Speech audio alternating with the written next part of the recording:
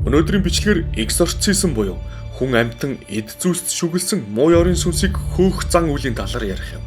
Экзорцизм гэх энэ зан үйлийн талаар олон ном зохиол, кино дэлгэцэн бүтээлүүд өнөө үед байхаас гадна бодит гих тодтолтой түүхүүд ч биш хүү бий. Энэ бичлэгээр бид экзорцизмын талаар болон энэ төрлийн түүхүүдээс хамгийн алдартай түүхүүдийн нэг болох Анна Лиза Михель охины түүхийн талаар ярих болно.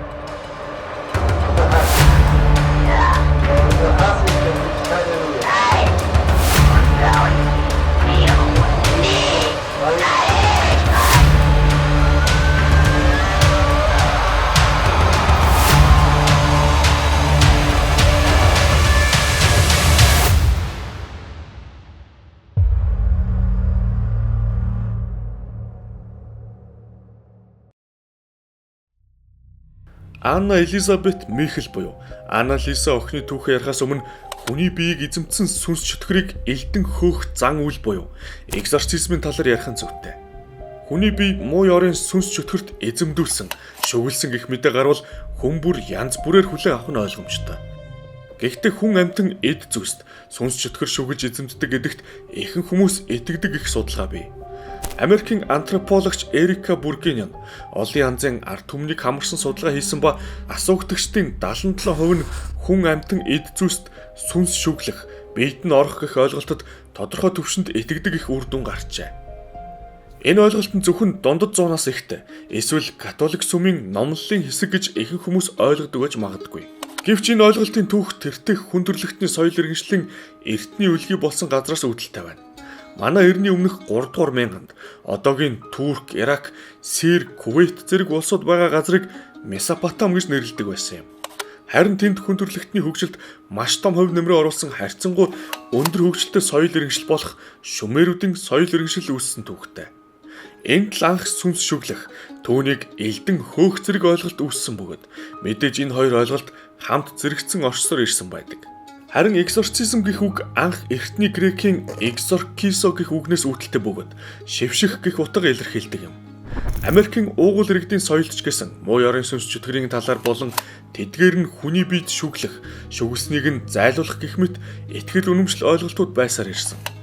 Ингээд харахаар дэлхийн ихэнх ард түмэн тэр дундаа хоорондоо огтоос холбогдож байгаагүй соёл иргэншлүүдэд ижилхэн муу ёрын сүнс шүглэх болон түүнийг элдэн хөөн зайлуулах экзорцизмын ойлголтууд ижилхэн оршиж байсныг харж болж байна. Манай гаригийн томоохон шашны нэг болох Христийн шашинч энэ талаар ойлголтууд бий.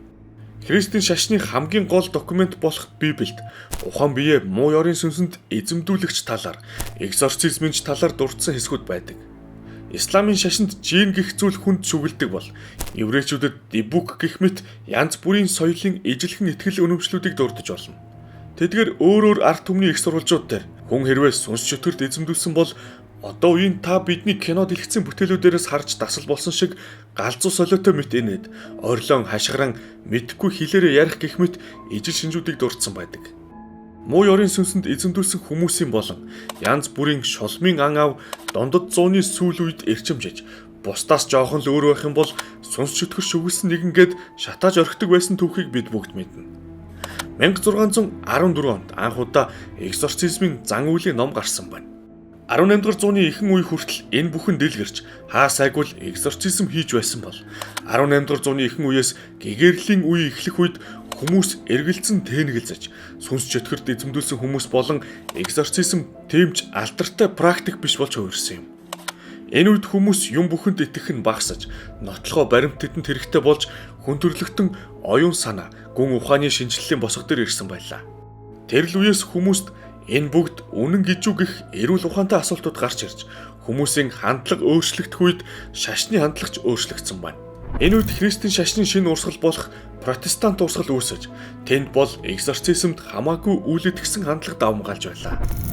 Энэхүү аажмар боловч тун итгэлтэйгээр явсаар 20 дугаар зууны их гэхэд муу ёрын сүнс чөтгөр биед ордог, тэднийг зайлуулдаг гэх мэт ойлголтод бараг нийтээрээ итгэхэ болчихсон байсан юм. Цаг хугацаа явсаар үе үе чөтгөр шулан болон сүнсэнд эзэмдүүлэх гэх мэт сэдвтэй ном зохиолууд гарсаар байсан ч хүмүүс төдийлөн итгэж хүлээж авдаггүй. Яг уу уншихад амар байж болох ч жинхэнэ бодит гэж итгэдэггүй байлаа. Ингэж явсаар 1967 онд бүх зүйл өөрчлөгдөх эхлэл тавигдсан байдаг. Зохиолч Айра Левин өөрийн Rosemary's Baby буюу Rosemaryгийн хүүхэд гэх ромаана хэвлүүлсэн юм. Энэ зохиол одоо үед бол тэмч онцгой зүйл үгүй, байдаг л учир битүүлэг триллер зохиол. Гэвч 67 онд бол энэ маш шинэлэг зохиол байсанд тун удалгүй дэлгэцийн бүтээлэнж гарлаа. Зохиолд нэгэн залуу гэр бүл болон сатанистуудыг харуулдаг ба энэ л зохиол болон хожим гарсан кинон орчин үеийн энэх учир битүүлэг сүнс чөтгөр шулам сатанистууд ба экзорцизмын давлгааны эхлэлийг тавьсан гэж үздэг. Киноны эргэн тойронд маш олон учир битүүлэг гих түүхүүд гарч зарим нь үнэхээр аимшигт гэмт хэрэгүүд байсан бол зарим нь киноны PR-ч байлаа. Энэ кинотой холбож үзэх дуртай хамгийн гол аимшигт түүх нь киноны найруулагч Роман Поланскигийн эхнэрийн эмгэнэлт хэрэг юм. Киног харагдсан гэх мэт худал PR-ууд киног алдартай болгоод нийгмийн сэтгэл зүйд нөлөөлөө зогсохгүй ашиг хонжоо хайсан өөр хүмүүсийг дараагийн чөтгөр шуламтай киног төөрөх сэтэл болж өгснөр хүмүүсийн амьдралд сүнс чөтгөр шулмууд иргэн ирсэн байна. Энэ явдлаас хэдэн жилийн дараа буюу 1971 онд зохиолч Уильям Питер Блэти Exorcist гэх ромаана хэвлүүллээ. Зохиолд нэгэн залуу эмэгтэд муу ёрын сүнс шүүгэлж ар гэрийнхэн нь эмчит хандаад тусыг олоогүй тул Exorcist буюу сүнс чөтгөрийг хүний биеэс элдэн хөөдөг номлогчд хандан охиныг аварч байгаагаар гардаг. Exorcist-ийг хүмүүс Rosemaryгийн хүүхэд зохиолд барьсан хариуч гэж үздэг бөгөөд зохиолч Блэти энэ ромаана бичгтээ Rosemaryгийн хүүхэд зохиолд чөтгөр шулам ялалт байгуулаад төгсөж байгааг үл таашаан эсэргүүцэж байсан номлогчтой зөвлөлдөж бичсэн ч гэдэг байна. Exorcist зохиол Rosemaryгийн хүүхэд ромааны адил шууган тарж 1973 онд мөн кинонд гарч номносоо давсан алдар нэрийг олсон юм. Энэ киноны эргэн тойронд ч гэсэн мөн олон янзын гэмт хэрэг золгүй явдлууд өрнөж байсан ба эдгээр нь мэдээж харагдсан кино гэх мэт нэр хүндийг хялбархан авчирч байлаа. Үүнээс гадна зохиолыг бодит явдлаас сэтүүлсэн хүмүүсийн болон газар орны нэр усл өөрчлөгдсөн мөн гол дүрийн охин бодит түүхэнд эрэгтэй хүүхэд байсан гэх мэт бүүрлэхэр үзэгчдийн сонирхлыг татаж энэ киног бүх цаг үеийн хамгийн аимшигтай кинонуудын нэг гэж тодорхойлоход хүргэсэн юм. Эдгээр кинотой ижилхэн утга агуулгатай нэгэн шинэ киноны талаар товчхон яриад Exorcism-ийн түүхээ цааш үргэлжлүүлцгээе. Exhumo киноноос хойш өмнөд солонгосын аимшиг кино сонирхдаг учир битүүлэг үйл явдал жихүүд сүргэм хэсгүүдээр байлдан дагуулж буй Devil's Day киног товч танилцуулмаар байна. Мэс заслын эмч залуу нас барсан охиныхоо бие шингэсэн муу хүчийг хөөж гаргахын тулд Бан Хесийн гих санвартантай хамтарч ажиллахар болно. Ингээд санвартан залуу нас барсан охины бие шингэсэн муу хүчийг 3 хоногийн дотор хөөх хүндхэн сорилттой тулгарав. Devil's Day кинон энгийн аимшиг кино биш бөгөөд бие арзайлгам олон үзэгдлийн хажуугаар яг л гэмт хэрэг мөрдөж байгаа мэт онц сонирхолтой үйл явдлууд давхар өрнөдөг кино гэдгээр онцлогтой. Хэрвээ та Devil's Day киног үзэж амжаагүй бол Univision видео сан Look TV-гийн Box Ads зэсээс сонгоод үзээрэй.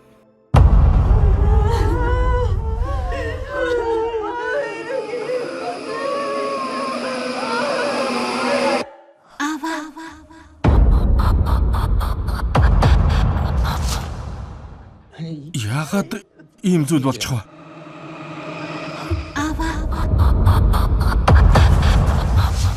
Жон совлогчийн хэлснээр охин нь хагалгааны дараа хачин болчихсон гэсэн.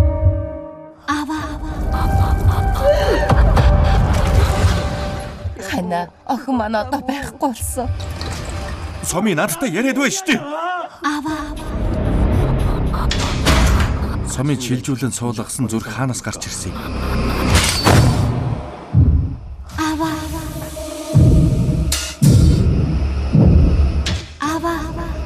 Чи юу хийж гинэ нэмэ? Хэлээч.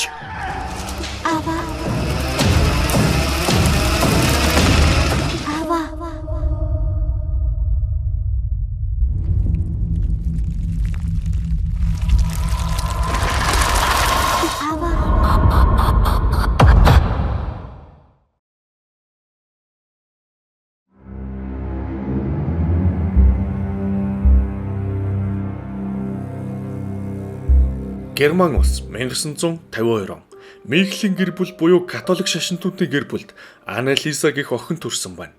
Охин өөрийн 3 дүүгээс эрүүл мэндийн хувьд сул дорой байсан гэжээ. Тэр бага наснасаа л өвчин орож хэвийн жиндэж хүрдэггүй байсан юм.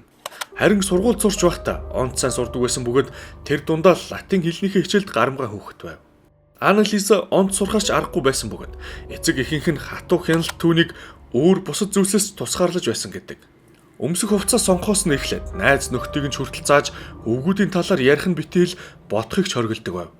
Анализа охины толгойд хамгийн ихэнд гэр бүл, боловсрал, шашин, итгэл үнэмшил байх ёстой гэдэг байна. Цаг хугацаа явсаар 1968 онд Анализа 16 нас хүрсэн юм.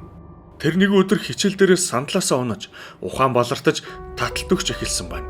Үүнээс хойш хаяа тэр шүн дунд таталт өгч байгаад хэсэг зур зүгээр болчихсон гэжээ. Анализа энэ талаараа ээжтэй хэлсэн ч ээж нь төдийлөн тоогоогүй бол аавдаа хэлэхээс айсан байна. Энэхүү хэсэг хугацаанд энэ асуудал нь зүгээр мэт явсаар жил орчмын дараа буюу 1969 оны 8 дугаар сард ахин таталт өгөх асуудал нь иргэн ирсэн юм. Энэ үед л нийгэм ээж нь охиноо эмчид үзүүлсэн ч охинд хийгдсэн шинжилгээнүүдээр ямар нэгэн эмгэг өвчлөл илрүүлсэнгүй. Гэсэн хэдиж Анализа охины бие улам муудан, хоолоо маха ахуулж, уушигны гялтангийн өрөвсөл, хатгаа, сүрийн халдвар авч нэг эмнэлгээс нөгөөд шилжин хэвтэж, янз бүрийн эмчилгээнд хамрагдаж байсан ч дээр дурдсан өвчлүүдийг араас нь тусаж, олон янзын шинжилгээнд хамрагдсан ч яг гол таталт өгч байгаа шалтгааныг нь тогтоож чадаагүй ба түүний бие улам муутсаар байв. Тархины цахилгаан бичлэг хийсэн ч түүний тархи толгойд ямар нэгэн өөрчлөлт илрүүлсэнгүй. Анализа охиныг эмч эпилепсийн уналт таталт гэх онош байх боломжтой гэд эм бичиж өгсөн ч энэ явдлаас хойш охин өвдөлтийнхээ үеэр аимшигт царай төрхөд харж эхэлсэн гэжээ. Охин унаж татан ухаан алдах нь үргэлжилж байсан ч гэрийнхэн нь эмийг нь үргэлжлүүлэн өгөхөөс өөр зүйл хийж чадахгүй байв. Өмнө нь хэлсэнчлэн гэр бүл нь бурханд итгэгч гэр бүл байсанд сүмд ирдэг байсан ч нэг л өдөр Анализа охин сүм рүү орж чадахгүй хөл нь халуу шатаж бурхан болон загалмаар авч харж чадахгүй байсан юм. Гэвч хамгийн аимшигтай зүйлс тэднийг тухайн шөнө хүлээж байлаа. Анализа анх удаа өөрийн биш хоолоогоор латин хэлээр ярьж эхэлсэн гэдэг. Энэ явдлын дараа тэр эмчид үзүүлэх үедээ өмнө нь олон удаа харсан аимшигтай царайнууд нь чөтгөрийн царай төрөх гээд удахгүй дэлхийс өрнө гэх зүйл ярьсан байна. Охин нь ийм зүйл ярьсанд итгэгч гэр бүл мэдээж номлогчд танцсан нь ойлгомжтой бөгөөд тэр нь Адольф Родовик гэгч байсан ба чөтгөрт бие сэтгэлээ эзэмдүүлэх тухай ном бичиж байсан нэгэн. Адольф охиныг үзээд муу ёрын сүнсэнд эзэмдүүлсэнд нь үнэмшиж экзорцизм хийх гэсэн ч өөрийгөө ийм зүйл хийхэд хэт хөгшин гэж үзэн номлогч Эрнест Альт гэгчтэй холбоо өгсөн юм. Номлогч Альт охин дээр өдөр бүр ирж тун сонирхон судалж байсан ба Анализад чөтгөр шүглсэнд улам бүр итгэж экзорцизм хийх шаардлагатай гэх дүгнэлтэд хүрсэн ч сүмээс албан ёсны зөвшөөрөл авч хийх ёстой байв. Харин католик сүмийн хамт Штангл гэгч Анализагийн биеийг чөтгөрт эзэмдүүлсэнд эргэлзэж байсан тул зөвшөөрлийг нөхөхөөс татгалзаж байсан юм. Энэ хооронд нь эмнэлгээр яваад ямар ч эерэг үр дүнд хүрэхгүй байсанд охин өөрийгөө хараагцсан гэж үзэн айц төгшүүр нь нэмэгдэж сэтгцийн байдал нь уламд ордож байсан гэдэг. Таталт өгөх давтамж нь өдрөөс өдөрт олширч охин юм итгээч байж уйлж орилж хашхраас өөр зүйл хийхээ болсон юм. Анализа орноосоо босгоо байсан ч хаяа нэг босох юм бол өдөрт хэдэн 10 удаа залбирахаар сөгдөж өвдөг нь үүнийх нь үр дүнд яр шарханд баригдсан байна. Эдгээрээс гадна тэр өөрийгөө шатаж байна гэд хувцас тайлж гэр дотоороо нүцгэн гүйж сэрүүцгийн тулд хүүтэн ус өөр дөрөж асгаж байв. Хамгийн аимшигтай нь Анализа барьсан ялаа аалз гэх мэт шавжуудаа идэж бохир дотор хувцаач амандаа хийж эхэлсэн гэжээ. Хэдий охин хоол унднаас гарч турж ицсэн сул дорой байсан ч гэрийн лүгэ болон номлогчд руу үе үед дайрч байсан бөгөөд нэгэн удаа гартаа таарсан альмиг бутартал нь базаж орхисон гэх мэт яриаг хожим номлогч өөрийн номондоо дурдсан юм. Энэ үед хүн бүр охины бие чөтгөрт эзэмдүүлсэн гэж итгэж байснаас гадна Анализа өөрөө ч үүнд итгэж ангаахын туслана гэдэгт бүгд итгэхэ байсан байв. Анализагийн гэрийнхэн анх ханддаг номлогч Адольф Родовик тэдэн дээр нэгдэж дараах дүнэлтийг гаргасан байдаг. Охины биед байгаа чөтгөр өөрийгөө илчилсэн. Охин экзорцизмын зан үйлээс айж ариун ус, загалмаа гэх мэт ариун зүйлсээс цэрвж байгаа нь анзаарагдсан. Анализа өөрийн биш хоолоогоор гадаад хэлүүдээр тэр тусмаа латинаар ярьж байна гэв. Энэ дүгнэлтэд хамт Штанглд танилцуулан номлогчдын хурал хийснээр эцэст нь нэгэн экзорцизмын зан үйл хийх зөвшөөрөл өгч энэ ажлыг номлогч Арнольд Ренст хариуцуулсан байна. 1975 оны 9 дугаар сарын 24-ний өдөр 16 цагийн үед зохих ном журмын дагуу экзорцизмын зан үйлийг эхлүүлсэн юм. Анализа зан үйлийн ихэнх үед 50 байсан ч сүүлдээ салгалж жижирхэлж эхэлсэн байна. Зан үйлийн явцад тэр орилж хашгиран өөрийг нь хідэн талаас нь дарж байсан 3 эрэгтэйг хацах гэж оролдон тэднийг болон номлогчдыг хараан зөхөж байв. Зарим үед нохоо шиг архирч хуцаж, ойлгох мэт чимээ гаргаж энэ зүйлээ яг одоо зогсоо, бол гэх мэтээр орилж байсан юм. Залбирлын төгсгөл үед Анна-Лиза бүр ихээр уурлаж, ойрлж тийчилж тонгочж байсан гэдэг ба зан үйл 16 цагийн үед эхлээд 21 цаг 30 минут хүртэл үргэлжлээд дууссан байна. Хажиртан зан үйлийн дараа түүний бие дээрдэх шиг болсон ч дараагийн хэдэн 7 хоногт Анна-Лизагийн дотор байсан өөр ахин 5 чөтгөр өөрсдөө илчилж тэднийг хөөн зайлуулах экзорцизм үргэлжилсэн юм. Хоёр дахь удаагийн зан үйлийн явцад номлогч Ренс дуу хураагаараа гарган өнөө үед алдартай аудио бичлэгийг бичиж авчээ.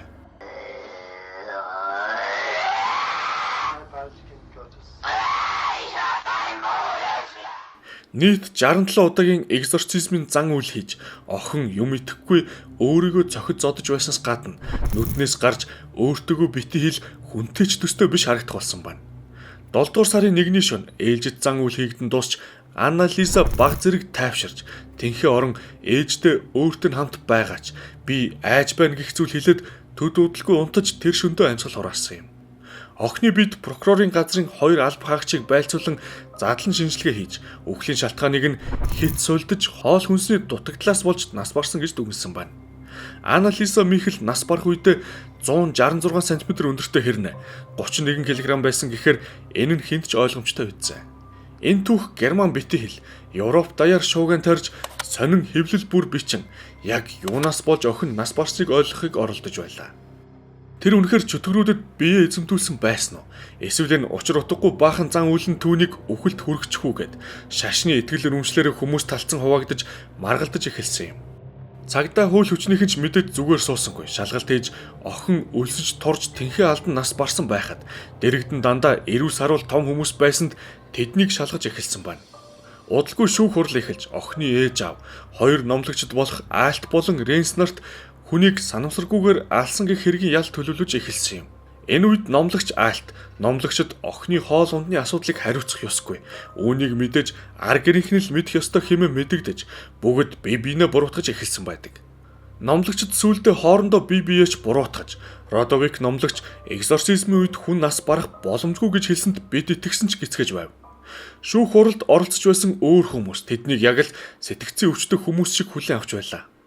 Номлогч Ренс шүүх хурлын үед экзорцизмын үеэр өөрийн бичиж авсан 42 хальсаа олон нийтэд сонсгосон ч тусыг исолж шүүх тэднийг анхаарал болгоомжгүй байдлаараа Анна-Лиза охиныг үхэлд хүргэсэн гэм буруутай тооцсон юм. Ийм олон том хүн байсан хэрнээ охиныг хоол ундгүй байлгаж шаардлагатай үед нь эмнэлэгт хандаагүй. Мөн гар хөлн дээр нь олон тооны шарх сорив хөхнэц байсан гэжээ. Үүнээс хойш хүмүүс сүмийг буруутгаж нийгэм мөн л шашин шүтлэг итгэл үнэмшлэрээ бүр илүү талцсан хуваагдсан байна. Албан ёсны дүгэлтэр охин хоол ундны дутагдал хит ядралт сулдаанаас болж нас барсан гэсэн бол номлогчд болон итгэгчдийн бодлоор түүнийг муу ёрын сүнс чөтгөр хөнөөсөн гэдэг. Анна-Лизагийн түүхийн ихэнх хэсэгт дурдсанчлан охинд өчнөн олон шинжилгээ хийж тархины цахилгаан бичлэг хийсэн ч дөрвтэй оншилж чадаагүй байсан ба чадан ядан итгэл муутаагаар эпилепсийн уналт таталт гэх онш байх магадлалтай гэсэн онш тавьсныг санаж байгаа. Энэ мэдрэлийн гаралтай эмгэг бөгөөд тархины цахилгаан потенциал хит идэвхжсэний улмаас тархи саатаж уналт таталт үүсдэг өвчин юм. Гэвч Анна-Лиза болон түүний ар гэрийнхэн хэд шашинд итгэгчд байсан тул энэ оншийг хүлээн авахаас эрс татгалцсан байна. Хожим хэргийн талаар судалж байсан итгэгчид охинд тархины цахилгаан бичлэг хийсэн ч асуудалгүй гарсан бистэй гэж маргалддагч орчин үеийн ангаах ухаан тодорхой болсноор нийт унаж татдаг хүмүүст хийгдсэн тархины цахилгаан бичлэгний 50% нь зүгээр гэж дүгнэлт гаргаж байсан нь тогтоогдсон ба энэ арга нь үр дүнтэй боловч зарим үед оншилж чаддаггүйг энэ судалгаа харуулж байна. Тархины цахилгаан бичлэгийг нэг биш удаа охинд хийсэн ба нэг удаад нь чамархан эпилепс байгааг нь илтгэх үр дүн гарсан ч тэд харамсалтай тоогоогүй юм.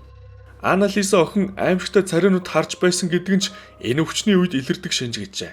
Чамархан эпилепсийн үед мөн зарим хүмүүсийн хувьд сэтгцэд нь өөрчлөлт ордог, хий зүйл хардаг, шалтгаангүй айж эмээдэг, зарим үед бүр хэд шүтлэгтэй, эсвэл эсрэгээрээ урдынхаасаа бага шүтлэгтэй ч болдог гэсэн юм. Ийм сэтгцийн өвчний үед мөн хоол хүнснээс татгалзах замаар өөрийгөө болон бусдыг зовлонгоос чөлөөлж нас барахыг хүсдэг тохиолдлууд ч цөөн биш гарч байсан гэх судалгаа байдаг нь Анна-Лиза охины үйлдэлүүдийг ч тайлбарлаж олж байна. охины самуурсан ухаанд биед нь үнэхээр чөтгөрүүд байгаа бол тэднийг өөрийгөө зовоож өлсгөх гэх мэт замаар мөн зовоох ёстой гэж үзэж байсан байх магадлал өндөр гэж одоо үед судлаачид үздэг. Анализаг нас бараад жилийн дараа шүүх эмчийн гаргасан давтан дүгнэлтээр охины биеч тэр сэтгцч тэр маш ностойгоор өвчөж байсан дээр нь хэт шүтлэгтэй хүрээлэн түүний биед чөтгөрүүд байгаа гэдэгт итгүүлж эмчлүүлэхийн оронд зан үйл хийж тэр багаар эцэг эхийнхээ нүдэн дээр нас барсан гэв. Эцэг эхийнх нь үйлдэлүүдийг ч тайлбарлсан баримт хожим олцсон нь ээж Ана Михл нь бусдын хил амнаас айхаас гадна ирээдүйд багш болгох гэж мөрөөдөж байсан охиныгоо сэтгцэн асуудалтай гэдгийг нь хүлээн зөвшөөрөхийг огт хүсэхгүй гүрийж оронд нь чөтгөрт эзэмдүүлсэн гэх хувилбарт шууд итгэж нөхрөөч үүнд итгүүлэн ятгахаар өдөр бүр маргадаг байсан гэдэг. Анх онш нь олдохгүй зовж байхад нь мөнгө шүтлэгтэй найз Тэя Хайн гэгч нь танаа охин чөтгөрт эзэмдүүлээгүй байгаадаа гэж энэ санааг хэлж ээж нь ч өөр юунд ч тэр дундаа сэтгцийн өвчнөд итгэхийг хүсээгүй тул шууд энэ санааг хүлээн авч бат итгэсэн юм. Энэ үед бичлэгийн өмнө дурддагдсан Exorcist гэх ном гарчихсан. Европт ер нь их алдар нэрн түгж хүн бүр мэддэг байсан ч шүтлэгтэй хүмүүст нөлөөлж яг л номон дээрх шиг охины биеийг чөтгөр шулам эзэмсэн гэдэгт амархан итгэсэн байх гэж үздэг. Эцэг эх нь ийм шалтгаанаар өөртөө ч мэлгүй охиноо өхөлт хүргэсэн байж болох бол номлогчид ч мөн адил тиймч гэмзэмгүй хүмүүс биш болж таарсан юм. Энэ түүхт байгаа хүмүүсээс магадгүй хамгийн хачирхалтай хүн бол номлогч Эрнест Альт гэгч үлээ. Тэр хэдий католик сүмийн номлогч хэрнэ өөрийгөө зөв бэлгтэн гэдэг байсан. Өөр нэгэн номлогчид тухайн үед алдартай байсан Exorcist романыг уншсан, киног нь ч үзсэн гэдгээ хэлсэн гэдэг. Хүн үзсэн кино уншсан номоо дөөрэлсэн мэт байгаа нь яхав тохиолдол байж болох ч номлогч Альт өөрийн ашиг сонирхлын төлөөч охиныг чөтгөрт эзэмдүүлсэн гэдэгт хүмүүсийг итгүүлж байсан байж болно гэж үздэг таамаглал бий. Энэ таамаглалын нотлох нь номлогчдын экзорцизмын үеэр хийсэн аудио бичлэгт байгаа бөгөөд Аналиса охин яагаад ч юм тухайн үед католик сүмд хийгдэж байгаа шинжлэлийг эсэргүүцэн ярьсан яриа юм. Түүний биед байгаа муу ёрын сүнс чөтгөр нь католик сүмд яг тухайн үед хийгдэж байсан реформ шинжлэлийг эсэргүүцэж ярина гэхээр хэр үнэмшилтэй сонсогдож байна вэ? Энэ бүхэн нь бий болоод сэтгцийн ноцтой өвчтөй хүнийг өөрийн ашиг сонирхолд нийцүүлэн ашигласан үйлдэл биш гэж юу? Хожим номлогч Альтыг шалгаад мөн сэтгцийн хувьд эрүүл биш нэгэн гэдгийг тогтоосон байна. Зөвхөн Альтыгч биш, номлогч Ренсиг мөн шалгаад сэтгцийн хувьд эрүүл сарвал хүнч гэсэн маш гинэн итгэмтгий хүн. Ягаад ч юм номлогч Альтын хэлсэн юм бүхэнд итгэж байсан гэдгийг нь тогтоосон юм. Хамлам штангалч мөн адил шалгалтанд өөртөж түүнийг өөрөө биеэрээ үзэж итгээгүй хэрнэ. Номлогч Альтын үгэнд орж экзорцизмын зан үйл хийх зөвшөөрөл өгсөнд буруутай тооцсон байдаг. Хамб штангалч хожим ангаах ухааныг хизэж экзорцизмын зан үйл орлох ёсгүй гэсэн бөгөөд сүнс чөтгөрт эзэмдүүлсэн гэдгийг сэтгцэн асуудалтай холбож үзэх ёстой гэсэн тайлбар хийсэн байна. Аналисагийн аав Йосеф хожим эцсийн мөч хүртэл үүнийг сүнс чөтгөр биш өвчин гэдэгт сэтгэлгээгүүд итгэж байсан ч сүсэг биширлийнхээ эсрэг номлогчдын болон эхнэрийнхээ өдөөс юм хэлж зөрхлөхгүй байсаар ийм үр дүнд хүргэлээ гэжээ. Тэгэхээр нэг ёсондоо бол бие сэтгцийн хувьд хүнд өвчтэй охиноо сүсэг биширлэгтэй аав ээж нь эмчилж тордож эдгийнхээ оронд хувийн ашиг сонирхолтой хөтлөгдсөн сэтгцийн асуудалтай номлогчтой нийлээд муу ёрын сүнс чөтгөр элдэн хөөх зан үйл хийсээр амь насыг нь хохироосон талаар нэгэн эмгэнэлтэд түүх юм. Өнөөдрийн экзорцизмын талаар болон Аналиса охины эмгэнэлт түүх энэ хүрээ төгсөж байна. Та бүхэн бичлэгийн талаар сэтгэлдээ комент хэсэгт бичиж үлдээгээрэй. Удахгүй улам сонирхолтой түүхүүдээр уулзалт болно. Баярлалаа.